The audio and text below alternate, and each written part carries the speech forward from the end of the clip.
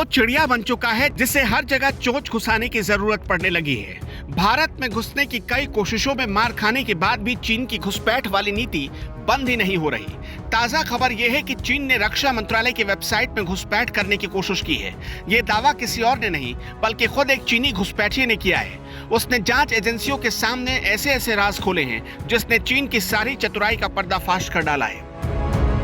पश्चिम बंगाल के मालदा जिले में हाल ही में घुसपैठ करने की कोशिश में एक चीनी नागरिक को गिरफ्तार किया गया। उसने जांच एजेंसियों के सामने चीन की सीक्रेट प्लानिंग डिकोड कर डाली। घुसपैठिए ने रक्षा मंत्रालय की वेबसाइट को हैक करने वाली चीनी साजिश भी बताई। उसने बताया कि मोदी सरकार की वेबसाइट को हैक करने की एक दो नहीं कई कोशिशें कर चुका है।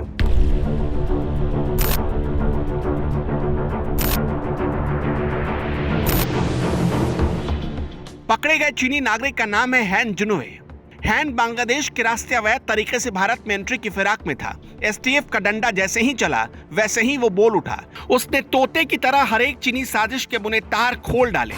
हैन जुनवे ने बताया कि बीएसएनएल और रक्षा मंत्रालय की वेबसाइट पर अटैक करने की कोशिश की गई। इसके साथ ही सरकार से जुड़ी बेंगलुरु की एक कंपनी को भी टारगेट किया गया। हैन भारत की रक्षा प्रणाली में ताकझाक करना चाहता था, रक्षा मंत्रालय की वेबसाइट को हैक करना चाहता था। कई एरोस्पेस कंपनियां उसके निशाने पर थी।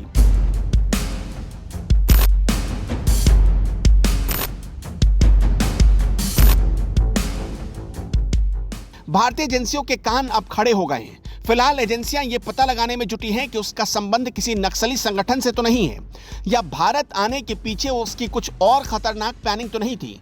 12 जून को गिरफ्तार किए गए हैन जुनवे के मोबाइल फोन और लैपटॉप को अनलॉक करने की कोशिश की जा रही है, लेकिन जांच एजेंसियों के लिए मुश्किल साबित हो रहा है क्योंकि जैन हुनवे ने एक आईटी प्रोफेशनल की तरह अपने मोबाइल और लैपटॉप में स्ट्रॉन्ग सिक्योरिटी पासकोड सेट कर रखा है।